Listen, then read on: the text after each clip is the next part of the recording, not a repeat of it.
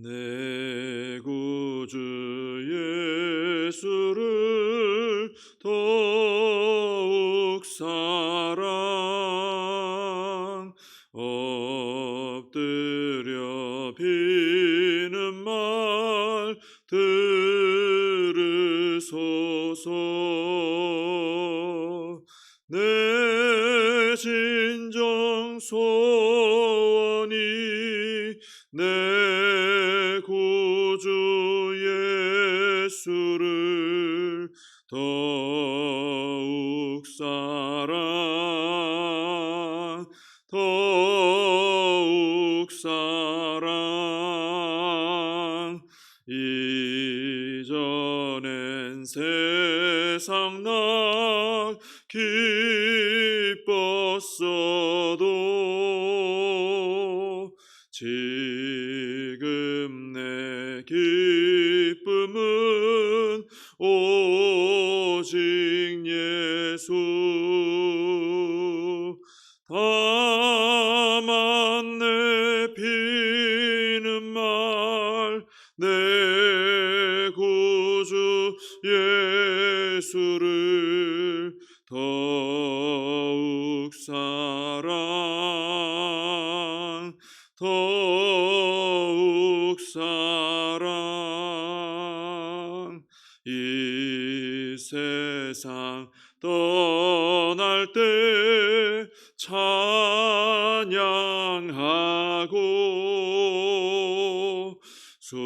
숨질 때 하는 말 이것일세.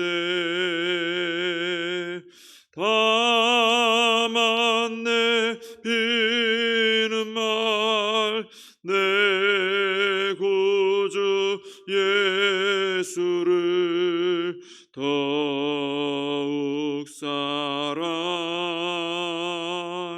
더욱 사랑. 아멘. 사도신경으로 신앙 고백하시겠습니다. 전능하사 천지를 만드신 하나님 아버지를 내가 믿사오며 그 외아들 우리 주 예수 그리스도를 믿사오니 이는 성령으로 잉태하사 동정녀 마리아에게 나시고 본디오 빌라도에게 고난을 받으사 십자가에 못 박혀 죽으시고 장사한 지 사흘 만에 죽은 자 가운데서 다시 살아나시며 하늘에 오르사 전능하신 하나님 우편에 앉아 계시다가 저리로서 산 자와 죽은 자를 심판하러 오시리라. 성령을 믿사오며 거룩한 공회와 성도가 서로 교통하는 것과 죄를 사하여 주시는 것과 몸이 다시 사는 것과 영원히 사는 것을 믿사옵나이다. 아멘. 사도행전 2장입니다.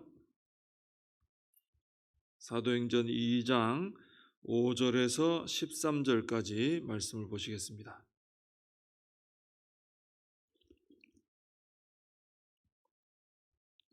사도행전 2장 5절에서 13절 봉독해 드리겠습니다. 그때에 경건한 유대인들이 천하 각국으로부터 와서 예루살렘에 머물러 있더니 이 소리가 나매 큰 무리가 모여 각각 자기의 방언으로 제자들이 말하는 것을 듣고 소동하여 다 놀라 신기하게 여겨 이르되 보라, 이 말하는 사람들이 다 갈릴리 사람이 아니냐. 우리가 우리 각 사람이 난 곳 방언으로 듣게 되는 것이 어찌 됨이냐. 우리는 바데인과 메데인과 엘람인과 또 메소보다미아, 유대와 갑바도기아, 본도와 아시아, 부르기아와 밤빌리아, 애굽과 및 구레네에 가까운 리비아 여러 지방에 사는 사람들과 로마로부터 온 나그네 곧 유대인과 유대교에 들어온 사람들과 그레데인과 아라비아인들이라.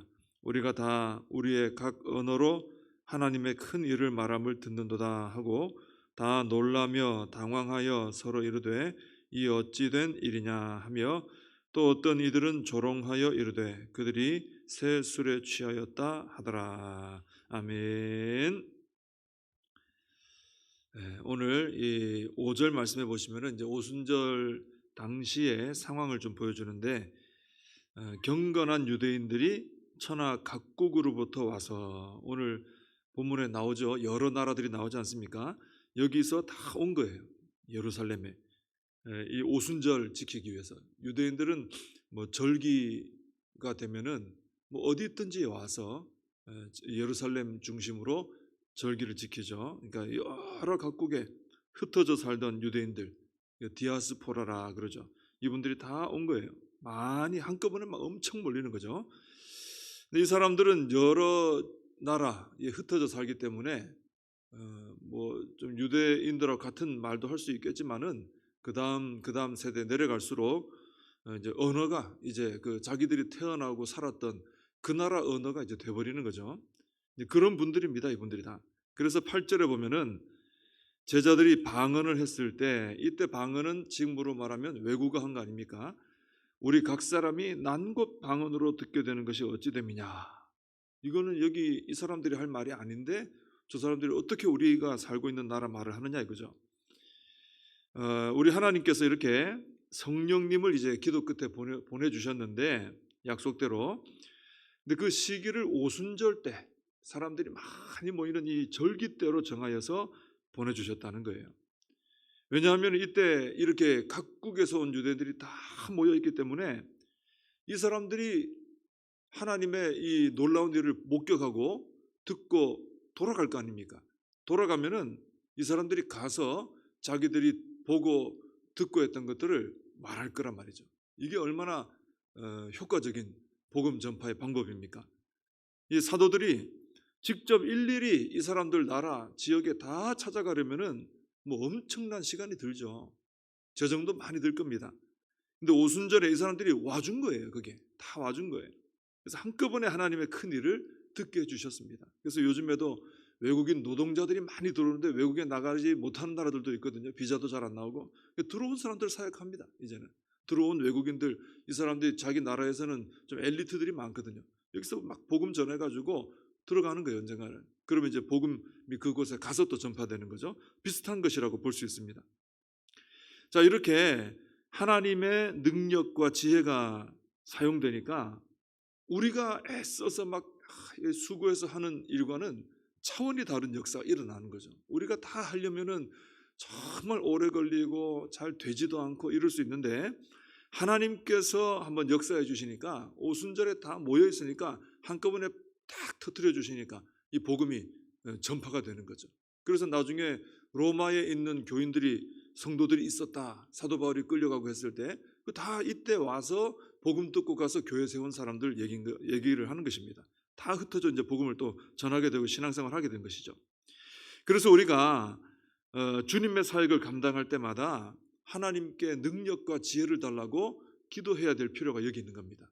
내가 내 능력으로 하려고 그러면은 뭐 될 수는 있지만 굉장히 오래 걸리고 잘 되지 않고 그렇습니다. 근데 하나님께서 능력과 지혜를 주시면은 아주 놀랍게 이루어지는 거예요. 짧은 시간 안에 완벽하게 이루어질 수 있는 겁니다. 특히 참 소망이 없어 보이는 일, 또 불가능해 보이는 일, 그런데 우리가 해야 될 일들, 뭐 교회 부흥이나 다음 세대 부흥이라든지 말이죠. 뭐 이런 거 있잖아요. 회복해야 되고 이런 일을 위해서는 우리가 정말 기도해야 되는 것입니다. 하나님 지혜를 주시고 능력을 주시옵소서. 하나님의 지혜와 능력이 임하면 능치 못할 일이 없어요. 안 된다 하는 것도 다 됩니다. 지금은 안 된다. 근데 하나님이 역사하시면 되는 거예요. 이거는 이제 안 되는 일이다. 하나님이 역사하시면 또 되는 거예요. 희한한 일이 일어나죠. 그래서 우리가 오늘 이 말씀 보면서 우리 하나님의 지혜와 능력이면 되는구나. 이 믿음을 좀 가지고 내 삶에 있어서도 지금 이거 안 된다 하고 절망될 만한 부분이 있으면은 그 부분을 붙들고 하나님의 지혜와 능력을 달라고 우리가 기도해야 된다라는 것입니다. 자, 하나님께서 이렇게 하나님의 일을 이루어서 하나님의 영광을 드러내시려고 하실 때 이런 놀라운 기적을 베풀어 주십니다. 오늘 본문에도 보면은 유대인들이 굉장히 놀라고 있어요. 이 일을 보면서 하나님의 어떤 놀라운 기적을 목격했기 때문에. 그래서 6절에 보면 유대인들이 소동했다 막 떠들썩하게 된 거예요. 얼마나 놀라운 일이면. 또 7절에 다 놀라 신기하게 여겼다. 8절에 어찌 됨이냐 12절에 보면 다 놀라며 당황하여 어찌 된 일이냐. 어떤 사람들은 너무 놀래가지고 이걸 받아들이질 못해요. 그래서 13절에 보면은 이건 이 사람들이 지금 낮에 술 마시고 취해서 그런 거지 이건 그런 일이 아니다. 이렇게까지 말하는 사람도 나왔습니다. 그러니까 이 사람들이 이렇게 놀란 이유는 뭐냐 하면은 이 제자들이 분명히 갈릴리 사람들인데 그 출신이 갈릴리 사람들인데 그 입에서 나오는 언어가 자기들이 지금 태어나서 살아가는 곳의 언어가 방언이 튀어나오기 때문이죠. 6절에 보면은 이 소리가 남에 큰 무리가 모여 각각 자기의 방언으로 제자들이 말하는 것을 듣고 8절에 보면 우리 각 사람이 난 곳 방언으로 듣게 됨이 어찌 됨이냐.